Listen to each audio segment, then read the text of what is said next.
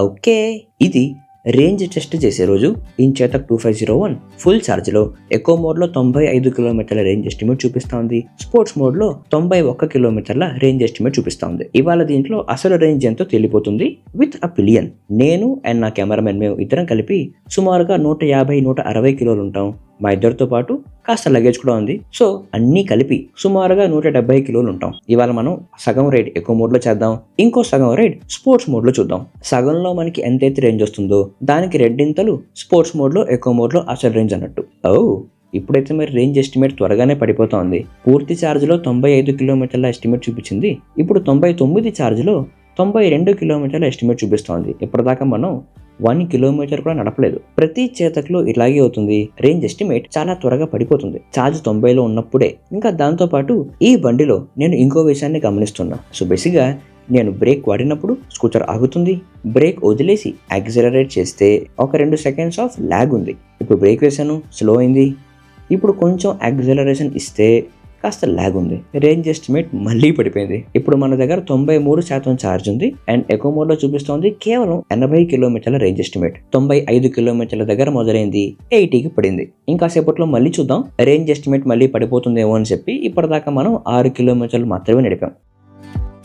Range update. ఇప్పుడు మన దగ్గర 89% ఆఫ్ ఛార్జ్ బ్యాలెన్స్ ఉంది. ఇప్పటిదాకా మనం 9 కిలోమీటర్లు నడిపాం. 95లో స్టార్ట్ అయింది ఎస్టిమేట్, ఇప్పుడు 76కి పడిపోయింది. Almost 20 kilometres of range drop. Just 9 కిలోమీటర్లు నడిపే లోపే రేంజ్ ఎస్టిమేట్ మళ్ళీ పడిపోయింది to 65 kilometres in eco mode. 85% of charge, 65 kilometres of estimate. And ఇప్పటిదాకా మనం కేవలం 12 కిలోమీటర్లు మాత్రమే నడిపాం. అసలు ఈ రేంజ్ ఎస్టిమేట్ సమస్యని చేతక్ బండ్లలో ఫిక్స్ చేసే తీరాలి. 24 సిరీస్ అయిపోయింది, 29 సిరీస్ అయిపోయింది, 35 సిరీస్ కూడా అయిపోయింది. ప్రతి బండిలో ప్రతి వేరియంట్ లో ఈ ఇష్యూ ఉంటూనే ఉంది. ఇప్పటికైతే మనం యాక్సెప్ట్ చేసే తీరాలి. This has to be fixed. And by the way, ఇది ఎకో మోడ్ యొక్క టాప్ స్పీడ్ 50 kmph. అసలు ఈ 50 దాకా చేరుకోవడానికి కూడా చాలా సమయం పట్టింది. బండి చాలా నెమ్మదిగా యాక్సిలరేట్ అవుతుంది.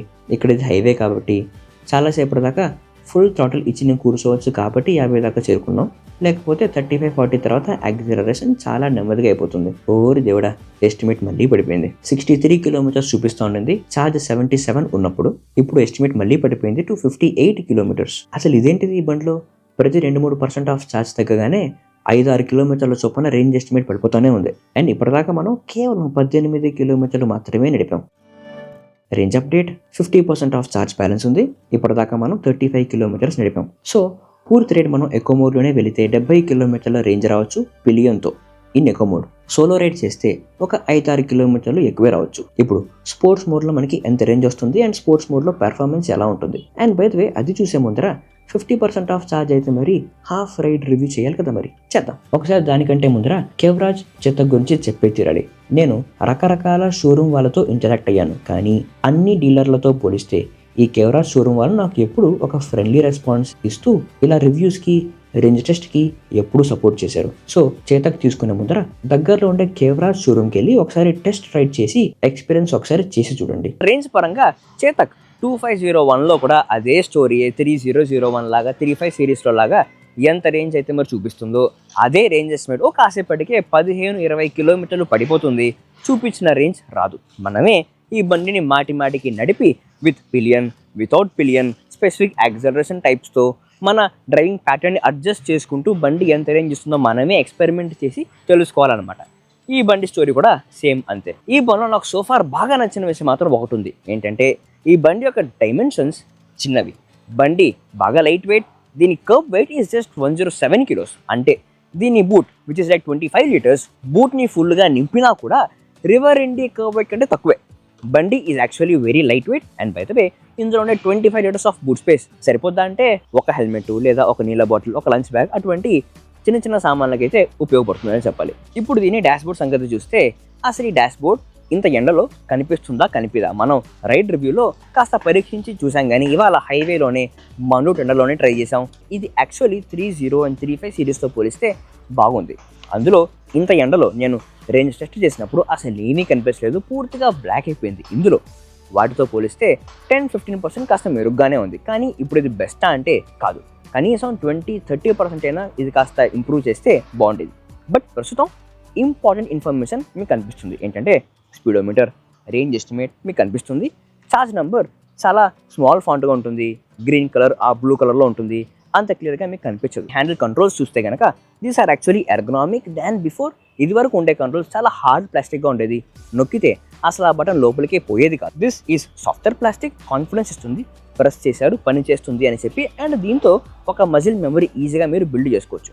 అండ్ దీని రియర్ వ్యూ మిర్రర్ ఇది వరకు ఉండే డిజైన్తో పోలిస్తే బాగుంది, nice broader design, rare visibility బాగుంది. కాకపోతే ఇది కూడా ఇంకొంచెం బ్రాడర్ చేయొచ్చు.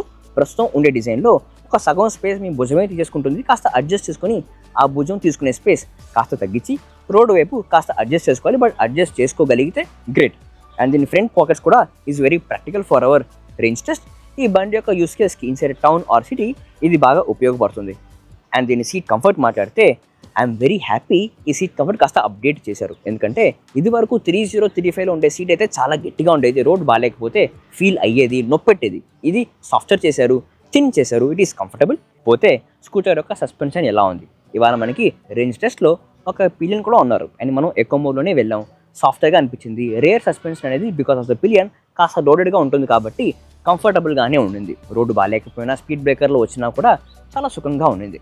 బట్ దీని స్పోర్ట్స్ మోడ్లో ఎంత బాగుంటుంది? అండ్ రేర్ కంఫర్ట్ ఇప్పటి నుంచి నేను కాసేపు కూర్చొని ట్రై చేయబోతున్నాను. రేర్ కంఫర్ట్ ఎంతవరకు కంఫర్టబుల్గా ఉంది, పిలియన్ ఫుట్ రెస్ట్ ఎంతవరకు వీలుగా ఉంది, అండ్ స్పోర్ట్స్ మోడ్లో ఎంత రేంజ్ వస్తుంది. ఇప్పటిదాకా నేను కవర్ చేసిన పాయింట్స్ అన్నిటిని ఇంకా సేపట్లో నడిపి పూర్తిగా రేంజ్ టెస్ట్ క్లైమాక్స్లో చాలా వివరంగా చెబుతా. ఇప్పుడు ఇంకా నడిపి చూద్దాం. చాలా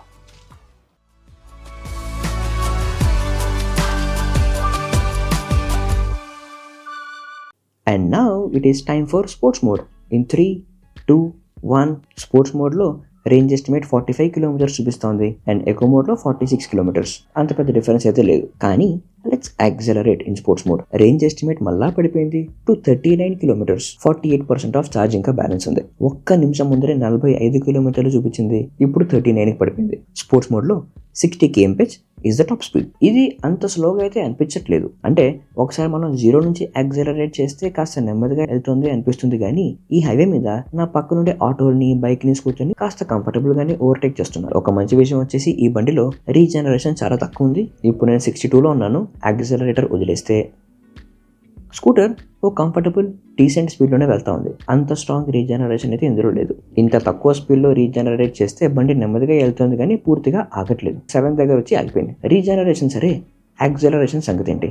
ఒకసారి 0 నుంచి 60 దాకా యాక్సెలరేట్ చేసి చూద్దాం. In 3, 2, 1 full throttle. ప్రశాంతంగా నిదానంగా, అసలు జర్కి యాక్సెలరేషనే కాదు, అంత స్ట్రాంగర్ యాక్సెలరేషన్ కాదు. వెనక్కి పుష్ అసలు ఏమాత్రం ఉండదు. యాక్సెలరేట్ చేస్తున్నాం అనే కిక్, ఆ ఫీల్ అసలు ఏమాత్రం రాదు. ప్రశాంతంగా వెళుతుంది, ప్రజెంట్గా వెళుతుంది. సో జాగ్రత్తగా వెళ్ళాలంటే ఉపయోగపడుతుంది. And now we're at 60 already. ఇవాళ పూర్తి రేంజ్ టెస్ట్ ఫుల్ థ్రాటిల్ ఇచ్చి కూర్చున్నా, ఎకో మోడ్లోను స్పోర్ట్స్ మోడ్లోను. అంటే దీంట్లో బేసిక్గా ఎకో మోడ్లోను స్పోర్ట్స్ మోడ్లోను చాలా స్లో యాక్సెలరేషన్ కాబట్టి ఫుల్ థ్రాటిల్ ఇచ్చి కూర్చున్నా. అలా కూర్చున్నా కూడా బండి నెమ్మదిగానే అనిపిస్తోంది. 36% ఆఫ్ చార్జ్ బ్యాలెన్స్ ఉంది అండ్ రేంజ్ ఎస్టిమేట్ 27 కిలోమీటర్స్ అని చూపిస్తోంది. 32 చూపిస్తోంది, మళ్ళీ పడిపోయింది 27కి. ఈ బండి చాలా లైట్ వెయిట్. దీని కర్బ్ వెయిటే 105 కిలోలు. 25 లీటర్స్ బూట్ స్పేస్ నింపిన తర్వాత కూడా బండి లైట్ వెయిట్ గానే అనిపిస్తోంది మాకు. అండ్ దాని వలన బండిలో అజిలిటీ చాలా చాలా బాగుంది. చిన్న చిన్న సందుల్లోంచి వెళ్ళాలంటే ఈ అజిలిటీ ఉపయోగపడుతుంది. ఒక మంచి విషయం వచ్చేసి లైట్ వెయిట్ చేయడానికి బాడీ క్వాలిటీ మీద కాంప్రమైజ్ అవ్వలేదు. ఇందులో కూడా ఆల్ మెటల్ బాడీ వస్తుంది. దీని యాక్సెలరేషన్ అండ్ రీజనరేషన్ మధ్యలో సింక్ అంత బాలేదు. అంటే మీరు కాస్త యాక్సెలరేషన్ ఇచ్చి కొద్దిగా బ్రేక్ కూడా పట్టుకుని ఉన్నారనుకోండి, అప్పుడు బండి యాక్సెలరేషన్ అండ్ రీజనరేషన్ మధ్యలో అటు ఇటుగా ఊగుతూ ఉంటుంది. ఒక 2-3 సెకండ్లు యాక్సెలరేట్ అవుతుంది, ఒక 2-3 సెకండ్లు రీజనరేట్ అవుతుంది, మళ్ళీ యాక్సెలరేట్ అవుతుంది. ఇలా అటు ఇటు స్వింగ్ అవుతూ ఉంటుంది. సో కాస్త జర్కీగా ఉంటుంది. Range update. ఇప్పుడు మన దగ్గర 26% ఆఫ్ చార్జ్ బ్యాలెన్స్ ఉంది. రేంజ్ ఎస్టిమేట్ చూపిస్తోంది 18 కిలోమీటర్స్. అండ్ ఇప్పటిదాకా మనం 50 కిలోమీటర్లు మాత్రమే నడిపాం. చేతక్ 2501 యొక్క రేంజ్ టెస్ట్ అయితే మొత్తానికి పూర్తి అయిపోయింది. ఎందుకంటే ఇంత మించి రేంజ్ రావట్లేదు. Okay, keeping things simple. Half rate రివ్యూలో మనం 2 క్వశ్చన్లు అడిగాం. ఒకటి, బ్యాక్ సీట్ కంఫర్ట్ ఇందులో ఎలా ఉంది? Ride comfort was okayish. Seat కాస్త చిన్నది కాబట్టి టైట్గా కాస్త ఇరుగ్గా అనిపించింది. ఇంకా కాస్త స్పేషియస్గా ఉంటే బాగుండు అనిపించింది, కానీ ఒక చిన్నపాటి బండిలో ఇంతకుమించి ఎక్స్పెక్ట్ చేయలేం. So ride comfort is okayish. ఒకవేళ మీరు టౌన్ లోపల, సిటీ లోపల 15-20 నిమిషాల లోపలే తిరుగుతున్నారు అంటే కనుక బాగానే ఉంటుంది. ఇన్ఫాక్ట్ మీరు అంతకుమించి తిరగలేరు కూడా, ఎందుకంటే రేంజ్ లేదు. మనం 100% ఆఫ్ ఛార్జ్ నుంచి 50% దాకా ఎకో మోడ్లోనే నడిపాం. రేంజ్ మనకి కేవలం 36 కిలోమీటర్లు మాత్రమే వచ్చింది. అంటే పూర్తి రేట్ ఎకో మోడ్లోనే వెళితే 72 కిలోమీటర్ల రియల్ రేంజ్ మాత్రమే. 50% నుంచి ఇప్పుడు ఉండే ఛార్జ్ 20% దాకా స్పోర్ట్స్ మోడ్లో వెళ్ళాం. యాక్సలరేట్ చేస్తూ 50s and 60sలో వెళ్ళాం దీని టాప్ స్పీడ్లో. And we got range of 17 కిలోమీటర్లు. ఒకవేళ 20 నుంచి 0 దాకా కూడా స్పోర్ట్స్ మోడ్లోనే వచ్చింది అనుకుంటే స్పోర్ట్స్ మోడ్లో మనకి సుమారుగా 25 నుంచి 28 కిలోమీటర్స్ ఆఫ్ రియల్ రేంజ్ రావచ్చు. అంటే మొత్తానికి స్పోర్ట్స్ మోడ్లో 50 నుంచి 60 కిలోమీటర్ల రూపే వస్తుంది. డిపెండింగ్ అపాన్ మీరు ఎలా యాక్సలరేట్ చేస్తారు, ఎంత వేగంగా నడుపుతారు అనే దాన్ని బట్టి.